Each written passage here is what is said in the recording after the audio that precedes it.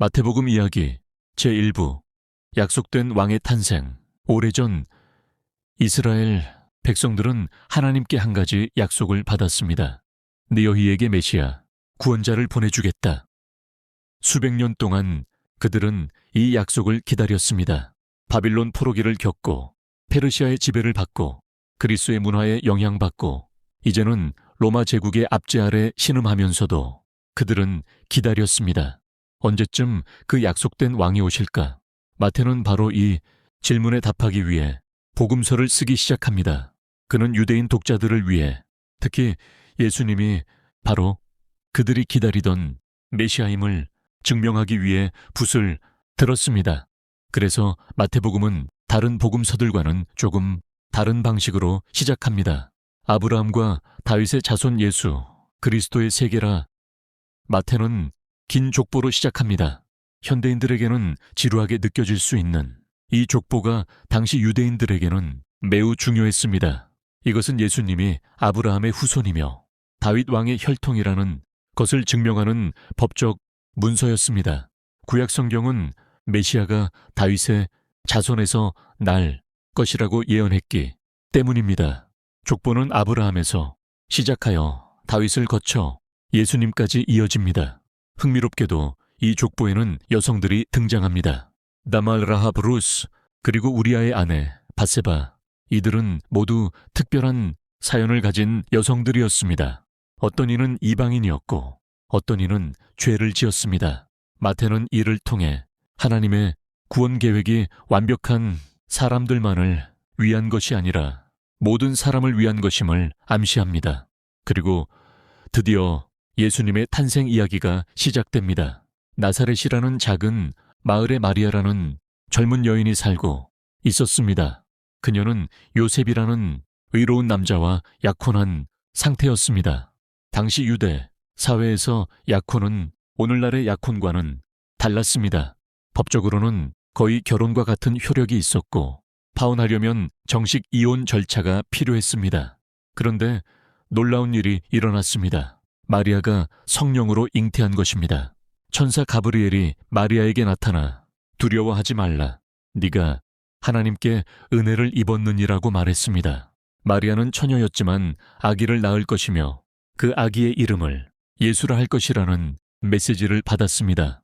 요셉의 입장에서 생각해 보세요. 그는 의로운 사람이었지만 약혼녀가 임신했다는 사실을 알게 되었습니다. 당시 율법에 따르면 이것은 돌로 쳐 죽일 만한 죄였습니다. 요셉은 마리아를 사랑했기에 조용히 파혼하려고 결심했습니다. 그는 마리아를 공개적으로 수치스럽게 만들고 싶지 않았습니다. 그러나 요셉이 이 일을 생각할 때 주의 사자가 꿈에 나타났습니다. 다윗의 자손 요셉아, 내 아내 마리아 데려오기를 무서워하지 말라. 그에게 잉태된 자는 성령으로 된 것이라. 아들을 낳으리니 이름을 예수라 하라. 이는 그가 자기 백성을 그들의 죄에서 구원할 자이심이라. 천사는 또한 이것이 선지자 이사야를 통해 주신 예언의 성취라고 설명했습니다. 보라, 처녀가 잉태하여 아들을 낳을 것이요 그의 이름은 임마누엘이라 하리라. 임마누엘은 하나님이 우리와 함께 계시다는 뜻입니다. 요셉은 깨어나서 천사의 말대로 마리아를 아내로 맞이했습니다. 예수님은 베들레헴에서 태어났습니다. 이것도 우연이 아니었습니다. 미가 선지자는 수백 년 전에 이미 베들레헴 에브라다야, 너는 유다 족속 중에 작을지라도 이스라엘을 다스릴 자가 내게로 나올 것이라고 예언했습니다. 로마 황제 아구스도가 호적 등록 명령을 내렸고 이 때문에 요셉과 마리아는 베들레헴으로 가게 되었습니다. 하나님은 이방 황제의 명령까지도 사용하셔서 예언을 성취하신 것입니다. 예수님이 태어났을 때 동방에서 박사들이 찾아왔습니다.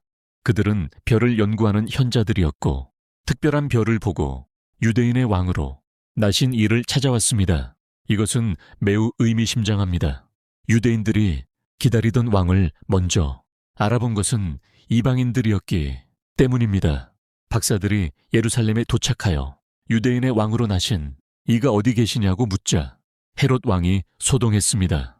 헤롯은 에돔 사람 출신으로 로마의 힘으로 왕이 된 인물이었습니다. 그는 자신의 왕위를 위협할 수 있는 어떤 존재도 용납할 수 없었습니다. 심지어 자기 아들들도 의심하여 죽인 잔인한 사람이었습니다. 헤롯은 대제사장들과 서기관들을 모아 그리스도가 어디서 나겠느냐고 물었습니다. 그들은 성경을 잘 알고 있었기에 즉시 베들레헴이라고 답했습니다. 헤롯은 박사들을 불러 아기를 찾거든 자신에게도 알려달라고 했습니다. 그는 나도 가서 경배하겠다고 거짓말했지만 실제로는 아기를 죽이려는 계획을 품고 있었습니다. 박사들은 별의 인도를 받아 베들레헴의 한 집에 이르렀습니다. 그들은 아기 예수를 보고 엎드려 경배했습니다. 그리고 황금과 유향과 모략을 예물로 드렸습니다. 이 예물들도 상징적 의미가 있었습니다. 황금은 왕에게, 유향은 제사장에게, 모략은 죽을 자에게 드리는 것이었습니다. 모르는 사이에 그들은 예수님이 왕이시며 대제사장이시며 우리를 위해 죽으실 분임을 예언한 것입니다. 박사들은 꿈에 헤롯에게 돌아가지 말라는 지시를 받고 다른 길로 돌아갔습니다. 헤롯이 속았다는 것을 알았을 때 그의 분노는 극에 달했습니다. 그는 베들레헴과 그 근처의 2살 이하 사내 아이들을 모두 죽이라고 명령했습니다. 이것이 역사에 기록된 베들레헴의 유아 학살입니다. 그러나 그 전에 하나님은 요셉에게 또 꿈으로 나타나셨습니다. 헤롯이 아기를 찾아 죽이려 하니 일어나 아기와 그의 어머니를 데리고 애굽으로 피신하라. 요셉은 즉시 순종했습니다. 그날 밤에 그들은 애굽으로 떠났습니다. 그리고 헤롯이 죽을 때까지 그곳에 있었습니다.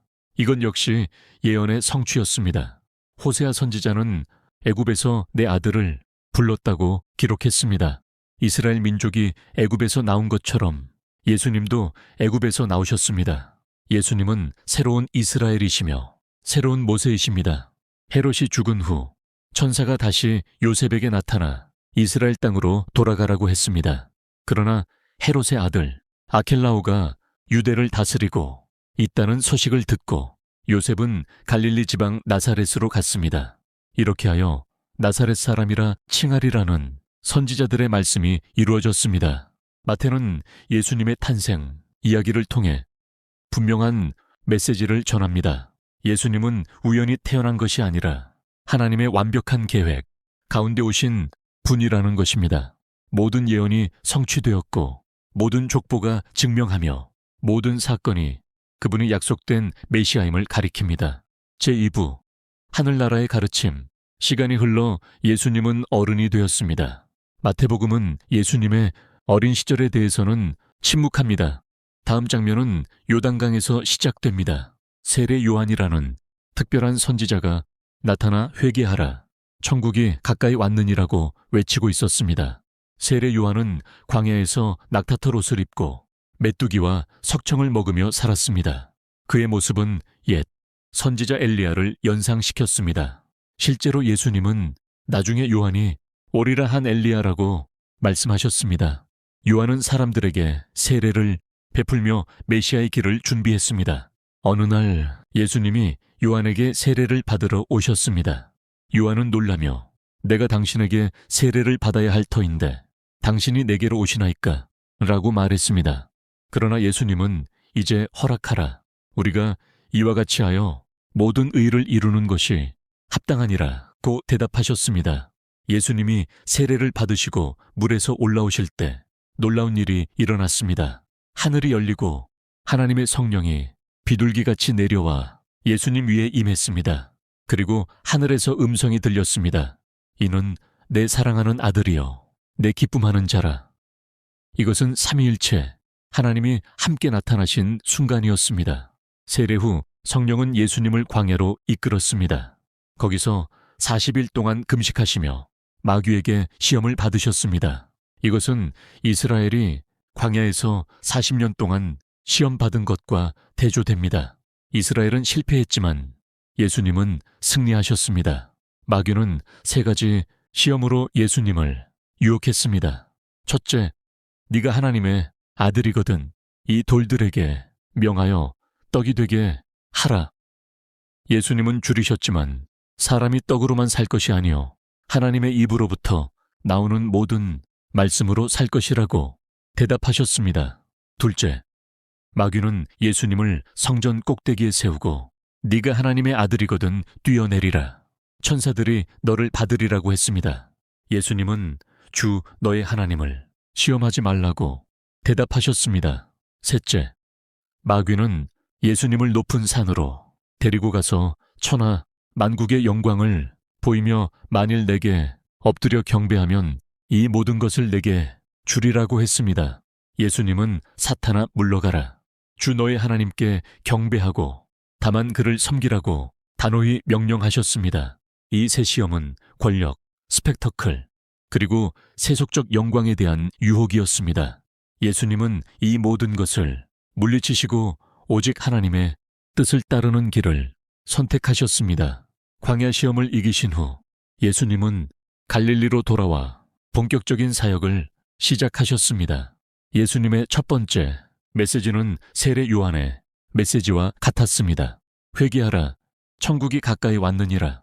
예수님은 갈릴리 해변을 거니시다가 베드로와 안드레 형제를 부르셨습니다. 그들은 고기를 잡는 어부였습니다. 나를 따라오라. 내가 너희를 사람을 낚는 어부가 되게 하리라. 그들은 즉시 그물을 버려두고 예수님을 따랐습니다. 조금 더 가시다가 야고보와 요한 형제도 부르셨고 그들도 배와 아버지를 버려두고 예수님을 따랐습니다. 예수님은 회당에서 가르치시고 천국 복음을 전파하시며 백성 중에 모든 병과 모든 약한 것을 고치셨습니다. 예수님의 소문이 온 시리아에 퍼졌고 각종 병든 자들이 예수님께 나아왔습니다. 갈릴리와 데가볼리와 예루살렘과 유대와 요단 강 건너편에서 수많은 무리가 예수님을 따랐습니다. 그리고 예수님은 산에 올라가 제자들과 무리들에게 가장 유명한 설교를 하셨습니다. 이것이 바로 산상수훈입니다. 마태복음 5장부터 7장까지 3장에 걸쳐 기록된 이 설교는 기독교 윤리의 헌장이라고 불립니다.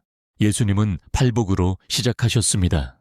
심령이 가난한 자는 복이 있나니 천국이 그들의 것이며, 이것은 당시 사람들의 상식을 뒤집는 선언이었습니다. 가난한 자, 애통하는 자, 온유한 자, 의에 줄이고 목마른 자, 긍휼히 여기는 자, 마음이 청결한 자, 화평하게 하는 자, 의를 위하여 박해를 받는 자, 이들이 복 있는 사람이라는 것입니다.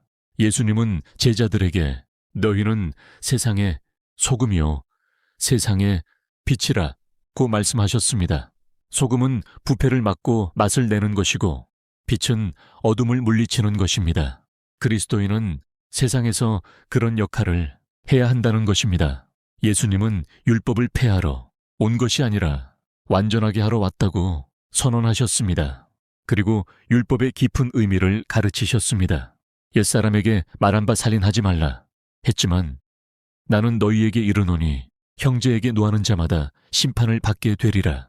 간음하지 말라 하였지만 음욕을 품고 여자를 보는 자마다 이미 간음하였느니라.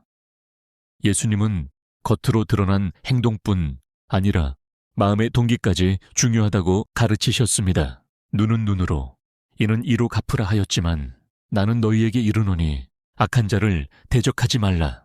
누구든지 내 오른편 뺨을 치거든 왼편도 돌려대며. 이것은 복수가 아니라 용서와 사랑의 길이었습니다. 가장 충격적인 말씀은 원수를 사랑하라는 것이었습니다. 네? 이웃을 사랑하고 네 원수를 미워하라 하였지만 나는 너희에게 이르노니 너희 원수를 사랑하며 너희를 박해하는 자를 위하여 기도하라. 이것은 혁명적인 가르침이었습니다. 예수님은 또한 구제와 기도와 금식에 대해 가르치셨습니다. 중요한 것은 사람에게 보이려고 하지 말고 은밀히 하나님 앞에서 하는 것이라고 하셨습니다. 오른손이 하는 것을 왼손이 모르게 하라. 예수님은 제자들에게 기도를 가르치시며 주기도문을 주셨습니다. 하늘에 계신 우리 아버지여, 이름이 거룩히 여김을 받으시오며 나라가 임하시오며 뜻이 하늘에서 이루어진 것 같이 땅에서도 이루어지이다.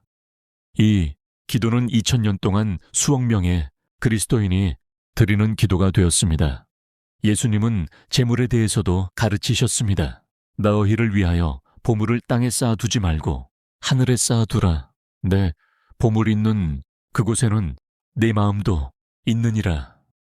한 사람이 두 주인을 섬기지 못하나니 너희가 하나님과 재물을 겸하여 섬기지 못하느니라. 예수님은 염려에 대해서도 말씀하셨습니다. 목숨을 위하여 무엇을 먹을까, 무엇을 마실까, 몸을 위하여 무엇을 입을까 염려하지 말라. 공중의 새를 보라, 들의 백합화를 보라. 너희 천부께서 이 모든 것이 너희에게 있어야 할 줄을 아시느니라. 먼저 그의 나라와 그의 의를 구하라. 그리하면 이 모든 것을 너희에게 더하시리라. 예수님은 비판하지 말라고 가르치셨습니다. 비판을 받지 아니하려거든 비판하지 말라. 어찌하여 형제의 눈 속에 있는 티는 보고내 눈 속에 있는 들보는 깨닫지 못하느냐. 산상수훈의 마지막 부분에서 예수님은 구하라, 찾으라, 문을 두드리라고 권하셨습니다. 그리고 황금률을 제시하셨습니다. 그러므로 무엇이든지 남에게 대접을 받고자 하는 대로 너희도 남을 대접하라. 예수님은 좁은 문으로 들어가라고 말씀하셨습니다. 멸망으로 인도하는 문은 크고 그 길이 넓어 그리로 들어가는 자가 많고 생명으로 인도하는 문은 좁고 길이 협착하여 찾는 자가 적음이라. 예수님은 또한 거짓 선지자들을 조심하라고 경고하셨습니다. 그들의 열매로 그들을 알리라. 가시나무에서 포도를, 엉겅퀴에서 무화과를 따겠느냐. 산상수훈은 집을 지을 때의 비유로 끝납니다. 그러므로 누구든지 나의 이 말을 듣고 행하는 자는 그 집을 반석 위에 지은 지혜로운 사람 같으리니 비가 내리고 창수가 나고 바람이 불어 그 집에 부딪히되 무너지지 아니하나니 이는 주초를 반석 위에 놓은 까닭이요. 나의 이 말을 듣고 행하지 아니하는 자는 그 집을 모래 위에 지은 어리석은 사람 같으리니. 예수님이 이 말씀을 마치시자 무리들이 그의 가르치심에 놀랐습니다. 그가 권위 있는 자와 같이 가르치시고 그들의 서기관들과 같지 아니하셨기 때문입니다. 제3부 표적과 비유. 예수님의 가르침은 말씀만이 아니었습니다. 예수님은 능력 있는 행동으로 자신이 하나님의 아들임을 증명하셨습니다. 마태는 예수님이 행하신 수많은 기적들을 기록합니다. 산에서 내려오시자 나병 환자가 예수님께 나와 절하며 말했습니다. 주여, 원하시면 저를 깨끗하게 하실 수 있나이다. 당시 나병은 불치병이었고 나병 환자는 사회에서 격리되어 살아야 했습니다. 사람들은 나병 환자를 만지지 않았습니다. 그러나 예수님은 손을 내밀어 그를 만지시며 내가 원하노니 깨끗함을 받으라 하셨습니다. 즉시 그의 나병이 깨끗하여졌습니다. 가버나움에 들어가시니 한 백부장이 나와 간청했습니다. 그의 하인이 중풍병으로 집에 누워 몹시 괴로워한다는 것입니다. 예수님이 내가 가서 고쳐주리라 하시자 백부장이 놀라운 신앙을 보였습니다. 유여, 내 집에 들어오심을 나는 감당하지 못하겠사오니 다만 말씀만 하옵소서. 그러면 내 하인이 낫겠사이다. 백부장은 자신이 권세 아래 있는 사람으로서 군사들에게 명령하는 것처럼 예수님도 말씀으로 병을 명령할 수 있다고 믿었습니다. 예수님은 이 믿음에 놀라시며 이스라엘 중 아무에게서도 이만한 믿음을 보지 못하였노라고 말씀하셨습니다. 그리고 가라, 내 믿은 대로 될지어다 하시니 그 시각에 하인이 나았습니다. 예수님은 베드로의 집에 들어가셔서 베드로의 장모가 열병으로 앓아 누운 것을 보시고 그의 손을 만지시니 열병이 떠나고 그가 일어나서 예수님을 섬겼습니다. 저물 때가 되자 많은 사람들이 귀신 들린 자를 예수님께 데리고 왔습니다. 예수님은 말씀으로 귀신들을 쫓아내시고 병든 자들을 다 고치셨습니다. 어느 날 예수님과 제자들이 배를 타고 가는데 광풍이 일어나 물결이 배를 덮었습니다. 그러나 예수님은 주무시고 계셨습니다. 제자들이 두려워하며 예수님을 깨워 주여 구원하소서 우리가 죽겠나이다라고 외쳤습니다. 예수님은 어찌하여 무서워하느냐 믿음이 작은 자들아 하시고 일어나사 바람과 바다를 꾸짖으시니 아주 잔잔하게 되었습니다. 제자들은 놀라며 이가 누구이기에 바람과 바다도 순종하는가 하며 경이로워했습니다. 건너편 가다라 지방에 이르니 귀신 들린 자 둘이 무덤 사이에서 나와 예수님을 만났습니다. 그들은 심히 사나워 아무도 그 길로 지나갈 수 없었습니다. 귀신들이 하나님의 아들이여 우리와 당신이 무슨 상관이 있나이까 때가 이르기 전에 우리를 괴롭게 하려고 여기 오셨나이까 하고 소리쳤습니다. 그들은 돼지떼 속으로 들여보내달라고 간청했고 예수님이 가라 하시니 귀신들이 나와서 돼지에게로 들어갔습니다. 온 떼가 비탈로 내리달아 바다에 빠져 물에서 몰사했습니다. 예수님은 다시 배를 타고 건너가 자신의 동네로 가셨습니다. 사람들이 중풍병자를 침상에 누인 채로 데리고 왔습니다. 예수님이 그들의 믿음을 보시고 중풍병자에게 작은 자야 안심하라. 내 죄 사함을 받았느니라고 말씀하셨습니다.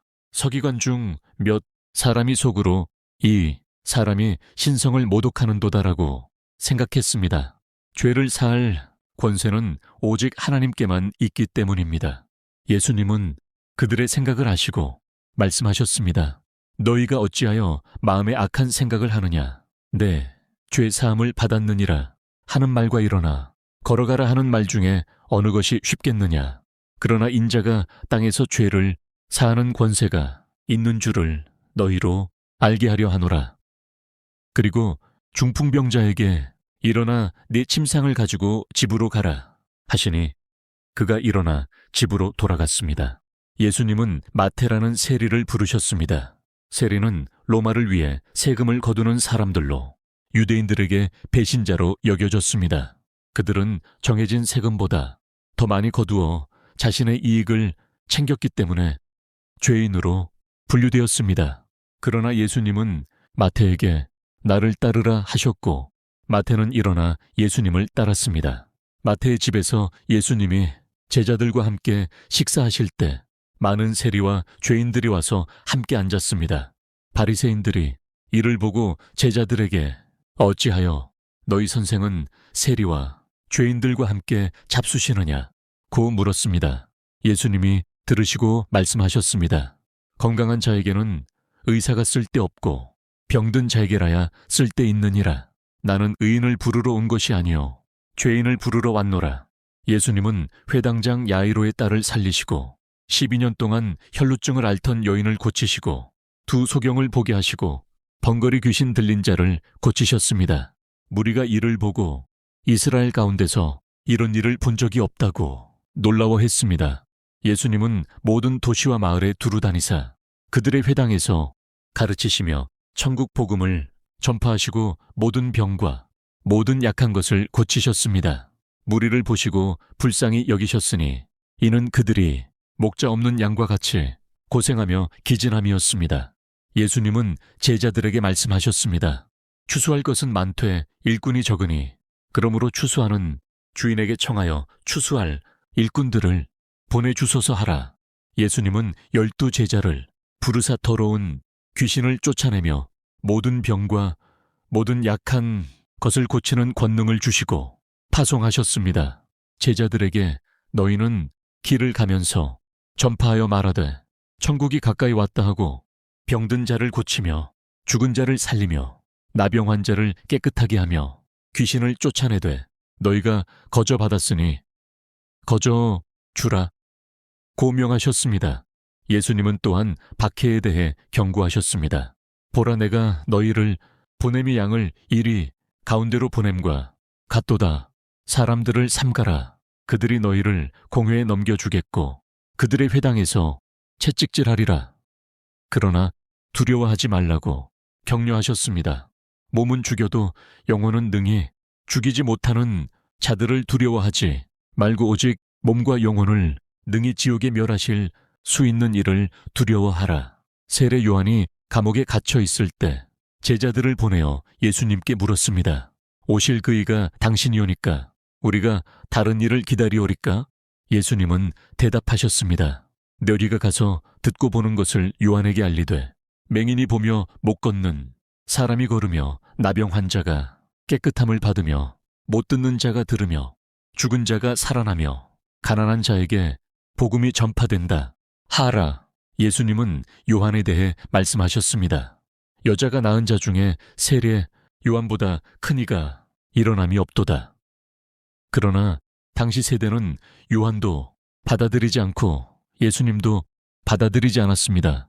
예수님은 이를 시장에서 노는 아이들에 비유하셨습니다. 예수님은 자신의 기적을 보고도 회개하지 않는 도시들을 책망하셨습니다. 화 있을진저 고라시나 화 있을진저 베세다야 심판날에 두로와 시돈이 너희보다 견디기 쉬우리라. 그러나 동시에 예수님은 아버지께 감사드렸습니다. 천지의 주제이신 아버지여, 이것을 지혜롭고 슬기 있는 자들에게는 숨기시고 어린아이들에게는 나타내심을 감사하나이다. 그리고 예수님은 역사상 가장 아름다운 초대를 하셨습니다. 수고하고 무거운 짐진 자들아 다 내게로 오라. 내가 너희를 쉬게 하리라. 나는 마음이 온유하고 겸손하니 나의 멍에를 메고 내게 배우라. 그리하면 너희 마음이 쉼을 얻으리니 이는 내 멍에는 쉽고 내 짐은 가벼움이라. 예수님과 바리새인들 사이의 갈등은 점점 심화되었습니다. 안식일에 예수님의 제자들이 밀, 이삭을 잘라 먹자 바리새인들이 비난했습니다. 예수님은 안식일이 사람을 위하여 있는 것이요 사람이 안식일을 위하여 있는 것이 아니라 고 대답하셨습니다. 또 안식일에 손마른 사람을 고치시자 바리새인들은 어떻게 예수님을 죽일까 의논했습니다.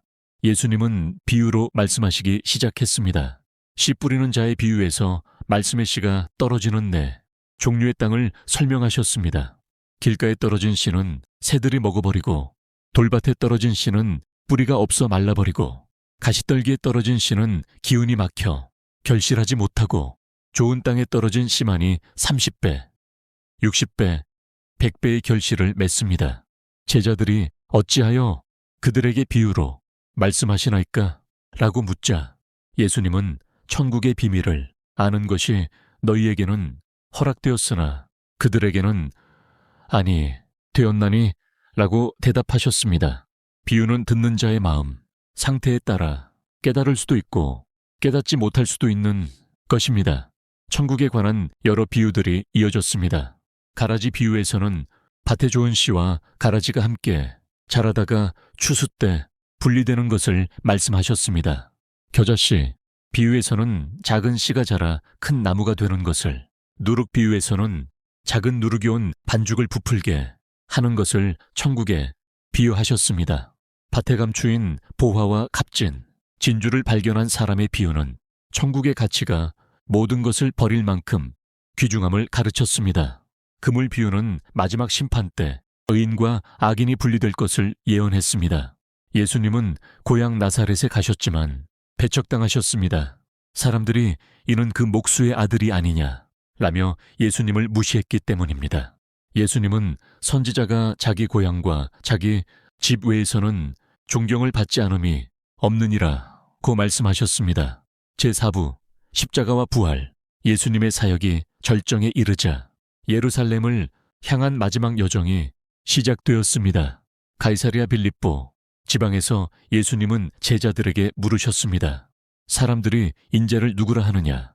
제자들이 더러는 세례 요한, 더러는 엘리야, 어떤 이는 예레미야나 선지자 중에 하나라 하나이다라고 대답했습니다.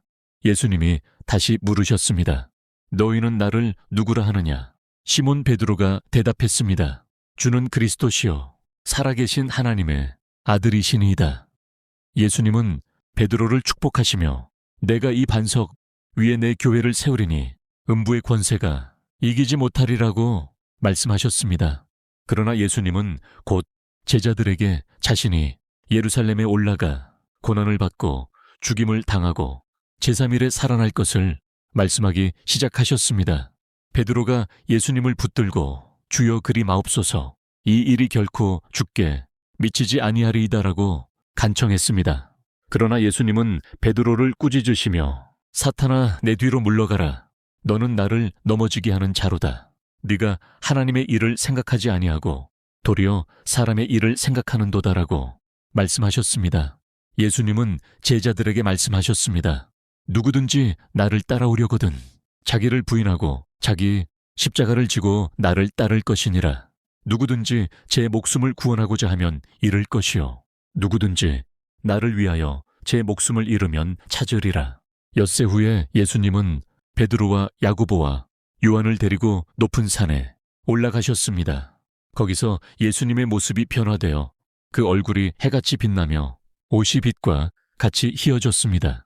모세와 엘리야가 나타나 예수님과 함께 말씀하고 있었습니다. 이것이 변화산 사건입니다. 구름 속에서 소리가 나며 이는 내 사랑하는 아들이여 내 기쁨하는 자니 너희는 그의 말을 들으라 하셨습니다. 예수님은 예루살렘으로 가시는 도중에도 계속 가르치셨습니다. 용서에 관한 가르침에서 베드로가 형제가 내게 죄를 범하면 몇 번이나 용서하여 주리이까? 7번까지 하오리이까? 라고 묻자 예수님은 7번뿐 아니라 7번씩 70번이라도 할지니라고 대답하셨습니다. 그리고 1만 달란트 빚진 종의 비유를 통해 용서의 중요성을 가르치셨습니다. 예수님은 결혼과 이혼에 대해, 어린아이들에 대해, 부자 청년에 대해 가르치셨습니다. 부자 청년이 무엇을 하여야 영생을 얻으리이까? 라고 묻자 예수님은 계명을 지키라고 하셨고 청년이 다 지켰다고 하자 네가 온전하고자 할진대 가서 네 소유를 팔아 가난한 자들에게 주라. 그리하면 하늘에서 보화가 내게 있으리라. 그리고 와서 나를 따르라고 말씀하셨습니다. 청년은 재물이 많았으므로 근심하며 가버렸습니다. 예수님은 포도원 품꾼의 비유를 통해 하나님 나라에서는 먼저 된 자가 나중 되고 나중된 자가 먼저 될 것을 가르치셨습니다. 또한 야고보와 요한의 어머니가 와서 자기 아들들을 예수님의 좌우에 앉게 해달라고 청하자 예수님은 너희 중에 누구든지 크고자 하는 자는 너희를 섬기는 자가 되고 너희 중에 누구든지 으뜸이 되고자 하는 자는 너희의 종이 되어야 하리라 고 가르치셨습니다. 드디어 예루살렘에 입성하실 때가 되었습니다. 예수님은 제자 둘을 보내시며 맞은편 마을로 가라. 그리하면 곧 메인 나귀와 나귀, 새끼가 함께 있는 것을 보리니 풀어 내게로 끌고 오라고 말씀하셨습니다. 이것은 스가랴 선지자의 예언을 이루기 위함이었습니다. 시온의 딸에게 이르기를 네, 왕이 내게 임하나니 겸손하여 나귀, 곧 멍에 매는 짐승의 새끼를 탔도다. 제자들이 자기 겉옷을 나귀 위에 걸침에 예수님이 그 위에 타셨습니다. 무리의 대부분이 자기 겉옷을 길에 펴고 다른 이들은 나뭇가지를 베어 길에 펴었습니다. 앞에서 가고 뒤에서 따르는 무리가 소리 높여 외쳤습니다. 호산나 다윗의 자손이여 찬송하리로다. 주의 이름으로 오시는 이여 가장 높은 곳에서 호산나. 이것이 종려 주일입니다. 예수님은 성전에 들어가셔서 성전에서 매매하는 모든 자를 내쫓으시며 돈 바꾸는 자들의 상과 비둘기 파는 자들의 의자를 둘러엎으시고 말씀하셨습니다. 기록된 바 내 집은 기도하는 집이라 일컬음을 받으리라 하였거늘 너희는 강도의 소굴을 만드는도다. 예수님은 성전에서 가르치시며 제사장들과 바리새인들과 논쟁하셨습니다. 그들은 예수님을 시험하여 올무에 빠뜨리려 했습니다. 가이사에게 세금을 바치는 것이 옳으니이까. 예수님은 가이사의 것은 가이사에게, 하나님의 것은 하나님께 바치라고 대답하셨습니다. 예수님은 마지막 날들에 대해 예언하셨습니다. 성전이 무너질 것과 거짓 선지자들이 일어날 것, 전쟁과 기근과 지진이 있을 것을 말씀하셨습니다. 그러나 끝까지 견디는 자는 구원을 받으리라. 예수님은 또한 자신의 재림에 대해 말씀하시며 그날과 그때는 아무도 모르나니 하늘의 천사들도 아들도 모르고 오직 아버지만 아시느니라고 하셨습니다. 예수님은 10처녀의 비유, 달란트 비유, 양과 염소의 비유를 통해 마지막 심판에 대해 가르치셨습니다. 특히 양과 염소 비유에서 너희가 여기 내 형제 중에 지극히 작은 자 하나에게 한 것이 곧 내게 한 것이니라는 말씀은 가난하고 소외된 이들을 섬기는 것이 곧 주님을 섬기는 것임을 가르쳤습니다. 유월절이 이틀 앞으로 다가왔습니다. 대제사장들과 백성의 장로들이 예수님을 죽이려고 모의했습니다. 가룟 유다는 30일에 예수님을 팔기로 제사장들과 약속했습니다. 유월절 첫날 예수님은 제자들과 함께 마지막 만찬을 나누셨습니다. 식사 중에 예수님은 너희 중에 한 사람이 나를 팔리라고 말씀하셨습니다. 제자들이 근심하며 각각 주여 나니이까? 라고 물었습니다. 예수님은 나와 함께 그릇에 손을 넣는 그가 나를 팔리라고 하셨습니다. 예수님은 떡을 가지사 축복하시고 떼어 제자들에게 주시며 받아 먹으라. 이것은 내 몸이니라 하시고 잔을 가지사 감사기도 하신 후에 그들에게 주시며 너희가 다 이것을 마시라. 이것은 죄 사함을 얻게 하려고 많은 사람을 위하여 흘리는 바 나의 피 곧 언약의 피니라 하셨습니다. 이것이 성찬식의 기원입니다. 만찬 후 예수님과 제자들은 감람산 겟세마네 동산으로 갔습니다. 예수님은 베드로와 야고보와 요한을 데리고 조금 나아가 엎드려 기도하셨습니다. 내 아버지여, 만일 할만하시거든 이 잔을 내게서 지나가게 하옵소서. 그러나 나의 원대로 마시옵고 아버지의 원대로 하옵소서. 예수님의 고뇌가 극심하여 땀이 빗방울같이 떨어졌습니다. 예수님이 3번 기도하시는 동안 제자들은 졸고 있었습니다. 예수님은 베드로에게 시험에 들지 않게 깨어 기도하라. 마음에는 원이로되 육신이 약하도다 라고 말씀하셨습니다. 유다가 큰 무리를 이끌고 왔습니다. 유다는 예수님께 입을 맞추어 신호를 보냈습니다. 무리가 예수님을 잡으려 할 때 베드로가 칼로 대제사장의 종의 귀를 쳤습니다. 그러나 예수님은 내 칼을 도로 집에 꽂으라. 칼을 가지는 자는 다 칼로 망하느니라고 말씀하시며 종의 귀를 고쳐주셨습니다. 예수님은 대제사장 가야바 앞에 끌려가 신문을 받으셨습니다. 그들은 예수님을 죽일 증거를 찾으려 했으나 찾지 못했습니다. 마침내 대제사장이 내가 너로 살아계신 하나님께 맹세하게 하노니 네가 하나님의 아들 그리스도인지 우리에게 말하라고 물었습니다. 예수님은 네가 말하였느니라고 대답하셨습니다. 대제사장은 옷을 찢으며 신성 모독이로다라고 외쳤고 그들은 예수님을 사형에 처하기로 결정했습니다. 베드로는 대제사장의 집 뜰에서 3번 예수님을 부인했습니다.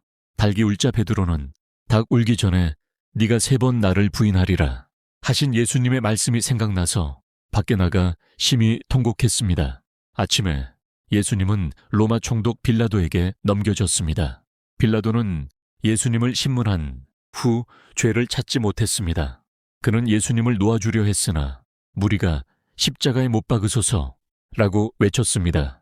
빌라도는 유월절 관례에 따라 죄수 하나를 놓아주려 했고 예수님과 바라바 중 한 명을 선택하게 했습니다. 무리는 바라바를 선택했습니다. 빌라도가 그러면 그리스도라 하는 예수를 내가 어떻게 하랴 고 묻자 그들은 다 십자가에 못 박혀야 하겠나이다 라고 외쳤습니다. 빌라도는 물로 손을 씻으며 이 사람의 피에 대하여 나는 무죄하니 너희가 당하라고 했습니다. 로마 군병들은 예수님을 희롱하며 가시관을 머리에 씌우고 홍포를 입힌 후 채찍질했습니다. 예수님은 골고다라는 곳으로 끌려가 십자가에 못 박히셨습니다. 예수님의 십자가 위에는 유대인의 왕 예수라는 죄패가 붙었습니다. 예수님과 함께 강도 둘도 십자가에 못 박혔는데 하나는 좌편에 하나는 우편에 있었습니다. 지나가는 사람들이 머리를 흔들며 예수님을 모욕했습니다. 성전을 헐고 사흘에 짓는 자여 네가 만일 하나님의 아들이어든 자기를 구원하고 십자가에서 내려오라.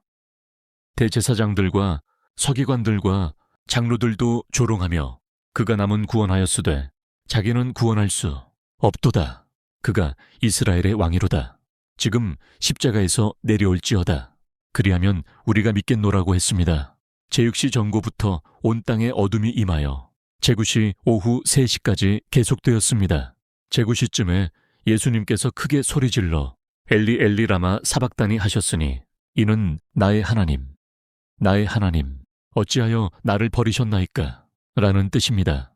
이것은 시편 22편의 말씀으로 예수님은 십자가 위에서도 성경을 인용하고 계셨습니다. 한 사람이 달려가서 해면에 흰 포도주를 적시어 갈대에 꿰어 예수님께 마시게 했습니다. 예수님께서 다시 크게 소리 지르시고 영원히 떠나셨습니다. 그 순간 놀라운 일들이 일어났습니다. 성소의 휘장이 위로부터 아래까지 찢어져 둘이 되었습니다. 이 휘장은 지성소와 성소를 나누는 것으로 오직 대제사장만이 1년에 한 번 들어갈 수 있었습니다. 휘장이 찢어진 것은 예수님의 죽으심으로 하나님께 나아가는 길이 열렸음을 상징합니다. 땅이 진동하며 바위들이 터지고 무덤들이 열리며 자던 성도의 몸이 많이 일어났습니다. 백부장과 함께 예수님을 지키던 자들이 지진과 그 일어난 일들을 보고 심히 두려워하여 이는 진실로 하나님의 아들이었도다 라고 말했습니다. 아리마다의 사람 요셉이라는 부자가 빌라도에게 가서 예수님의 시신을 내어달라고 청했습니다. 그는 예수님의 제자였지만 유대인들을 두려워하여 숨어있던 사람이었습니다. 빌라도가 허락하자 요셉은 시신을 가져다가 깨끗한 세마포로 싸서 바위 속에 판 자기의 새 무덤에 넣고 큰 돌을 굴려 무덤 문을 막았습니다. 제사장들과 바리새인들은 빌라도에게 가서 저 속이던 자가 살아있을 때에 말하되 내가 사흘 후에 다시 살아나리라 한 것을 기억하나이다. 그러므로 명령하여 그 무덤을 사흘까지 굳게 지키게 하소서라고 청했습니다. 빌라도는 파수꾼을 주며 너희에게 파수꾼이 있으니 가서 힘대로 굳게 지키라고 했습니다. 그들은 가서 돌을 임봉하고 파수꾼을 두어 무덤을 굳게 지켰습니다. 안식일이 지나고 안식 후 첫날이 되려는 새벽, 막달라 마리아와 다른 마리아가 무덤을 보러 갔습니다. 그때 큰 지진이 일어나며 주의 천사가 하늘로부터 내려와 돌을 굴려 내고 그 위에 앉았습니다. 그의 형상이 번개 같고 그의 옷은 눈같이 희었습니다. 파수꾼들이 두려워하여 떨며 죽은 사람과 같이 되었습니다. 천사가 여자들에게 말했습니다. 두려워하지 말라. 십자가에 못 박히신 예수를 너희가 찾는 줄을 내가 아노라. 그가 여기 계시지 않고 그가 말씀하시던 대로 살아나셨느니라. 와서 그가 누우셨던 곳을 보라. 가서 그의 제자들에게 이르되 그가 죽은 자 가운데서 살아나셨고 너희보다 먼저 갈릴리로 가시나니 거기서 너희가 보으리라 하라. 여자들이 무서우면서도 큰 기쁨으로 제자들에게 알리려고 빨리 무덤을 떠나 달려갈 때 예수님께서 그들을 만나 평안하냐 하고 말씀하셨습니다. 여자들이 나아가 그 발을 붙잡고 경배했습니다. 예수님이 말씀하셨습니다. 두려워하지 말라. 가서 내 형제들에게 갈릴리로 가라 하라. 거기서 나를 보리라. 파수꾼 중 몇이 성에 들어가 모든 된 일을 대제사장들에게 알렸습니다. 대제사장들은 장로들과 함께 모여 의논한 후 군인들에게 돈을 많이 주며 말했습니다. 너희는 말하기를 그의 제자들이 밤에 와서 우리가 잘 때에 그를 도둑질하여 갔다 하라. 만일 이 말이 총독에게 들리면 우리가 권하여 너희로 근심하지 않게 하리라. 군인들이 돈을 받고 시킨 대로 했습니다. 11 제자가 갈릴리에 가서 예수님께서 명하신 산에 이르렀습니다. 예수님을 뵈고 경배하나 의심하는 자들도 있었습니다. 예수님이 나와 말씀하셨습니다. 하늘과 땅의 모든 권세를 내게 주셨으니 그러므로 너희는 가서 모든 민족을 제자로 삼아 아버지와 아들과 성령의 이름으로 세례를 베풀고 내가 너희에게 분부한 모든 것을 가르쳐 지키게 하라. 볼지어다 내가 세상 끝날까지 너희와 항상 함께 있으리라.